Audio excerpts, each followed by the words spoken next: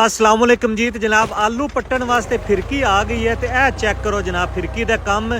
तो जनाब जिन्होंने जमीनों में बत्तर है तो कच्ची पटाई करते पे ने उन्होंने वास्ते जनाब फिरकी वाला काम जी बेहतरीन है जी। पुरानी टैक्नोलॉजी है लेकिन जी साढ़े इलाके में अजे भी चलती पई है जी।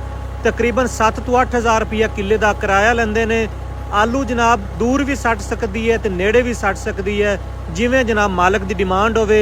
ते जनाब बड़े अरसे बाद साढ़े इलाके में फिरकी वेखण नूं लभी है। अगे 260 ट्रैक्टर चलता पिया ते फिरकी जनाब इत्थे धूड़ पट्टी खड़ी है। चेक करो जनाब। ते आलू जनाब पट पट के सुट्टी जाती है। तो मैं दसदा चला कि खास तौर पर फिरकी उत्थे कामयाब है जिथे जमीन गिल्ली हैगी है, डिगर नहीं चलता ते किसान काला है। उत्थे जनाब यह रॉकेट लै आओ ते बजाओ जनाब फील्ड विच। ते यह वेखो जनाब फिरकी दा काम। ते फिरकी जनाब धूड़ पट्टी खड़ी है। ते मैं तो जनाब पहली बारी वेखी फिरकी सोशल मीडिया ते एक बारी वेखी सी। ते मैं सोच रहा सी किसी जगह ते फिरकी लभांगे पर वो जनाब बाई चांस मेरे कज़न हैगे ने उन्होंने आलू जनाब पट्टन वास्ते फिरकी उन्होंने सदवाई है। तो बाकी दोस्तों की गुजारिश है कि जी फिरकी बारे अपनी राय जरूर दिया जे भी ये कामयाब है या नाकाम है। तो यह चेक करो जनाब।